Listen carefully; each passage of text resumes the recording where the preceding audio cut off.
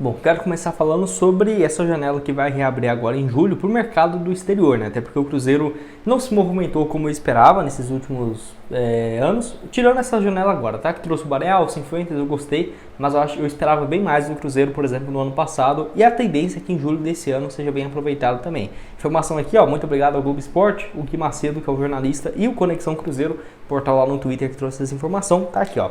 Cruzeiro liga alerta para fim de ligas no exterior e aumentará a carga em busca de reforços no mercado. O foco do Pedro Lourenço é, além de qualificar o time titular em termos técnicos, agregar jogadores experientes e aumentar a liderança do elenco. Com essa missão, no meio do ano, o entendimento da diretoria é que as ligas fora do Brasil são os alvos mais assertivos.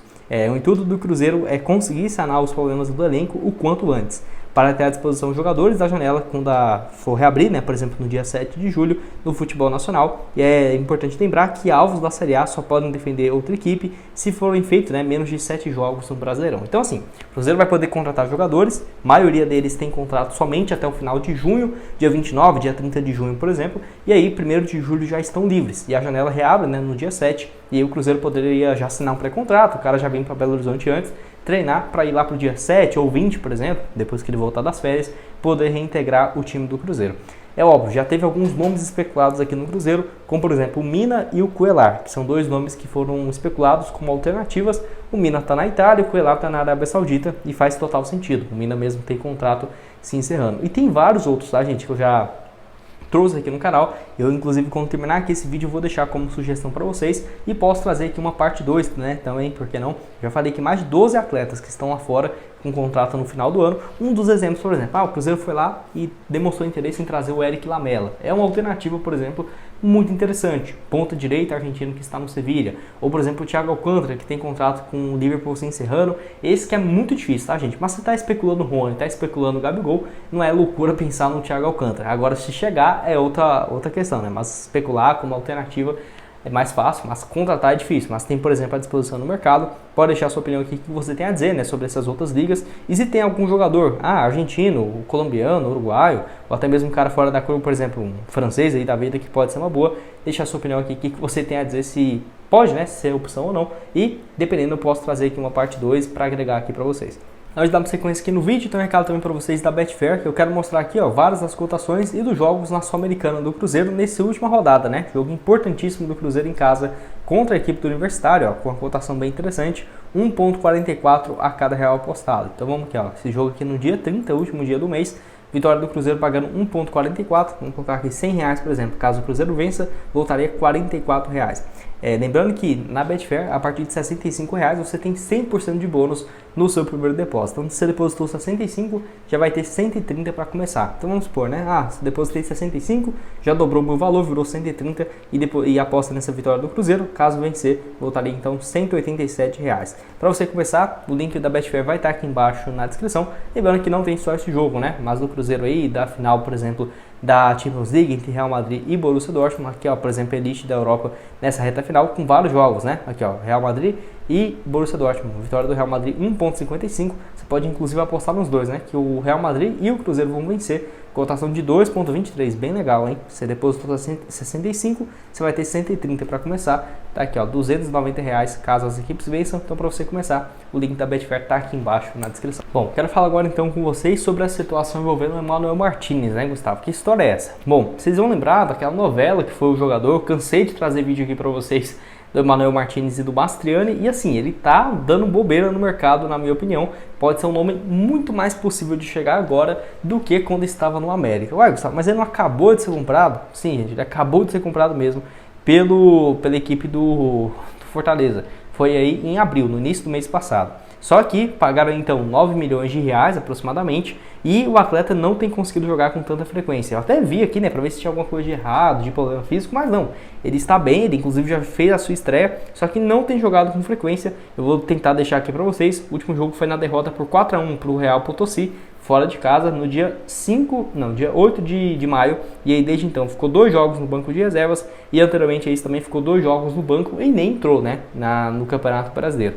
Então assim, no Brasileirão apenas um jogo, não vai chegar a 7 jogos até reabrir a janela, e sinceramente, cara, se o Cruzeiro fosse atrás, eu acharia uma ótima opção. Nesse ano, então, 2 jogos pelo Fortaleza, temporada passada pelo América Mineiro sensacional, 62 partidas, 1 gol e 9 assistências. Eu vou deixar aqui também já para vocês os números dele antes, que ele jogava como meia de criação no Barcelona.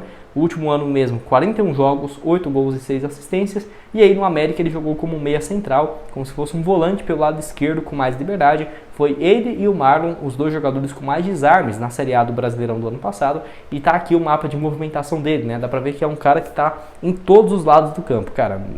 É volante pelo lado esquerdo, volante pelo lado direito, meia de criação, meia pelo lado esquerdo, meia pelo lado direito. Se movimenta muito bem, não é à toa que na Série A do ano passado, 35 jogos, 1 gol e 5 assistências, 29 desses na condição de titular. E ele não foi para o Cruzeiro por quê?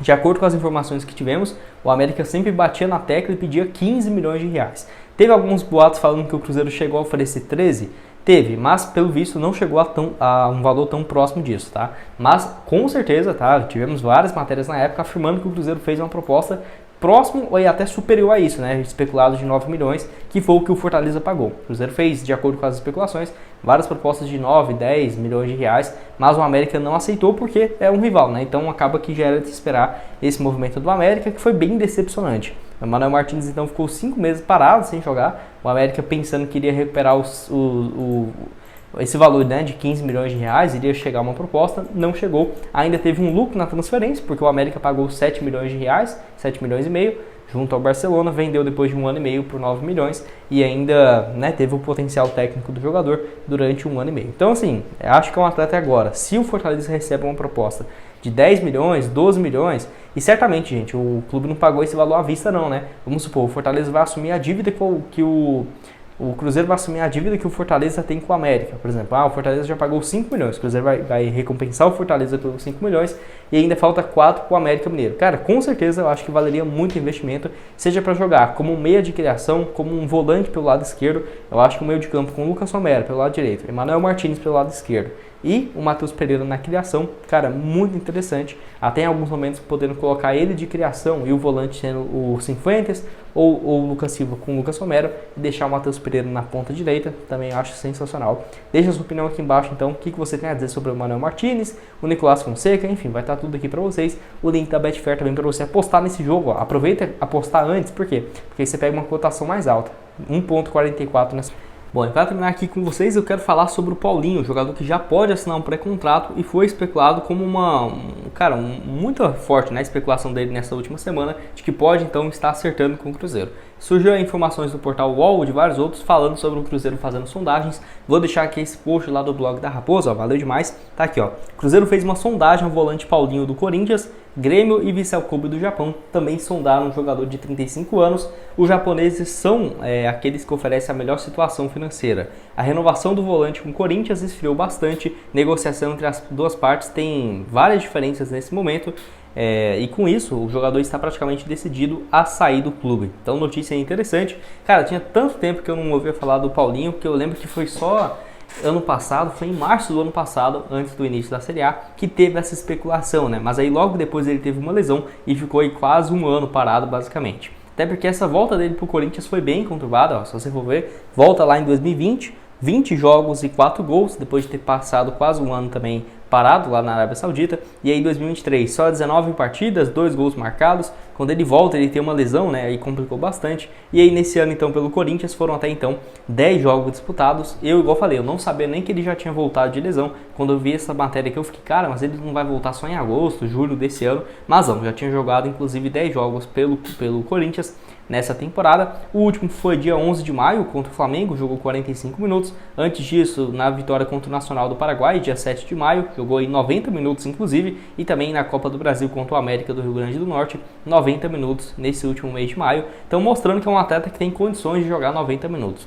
A grande questão que eu fico é o seguinte, eu acho que é um atleta muito veterano, né? É claro, o Cruzeiro precisa de algumas referências técnicas, é um cara, super vencedor, passagens pelo Barcelona, que foi bem, inclusive, né? Eu gostava muito dele no Barcelona, uma pena ele ter ficado só um ano.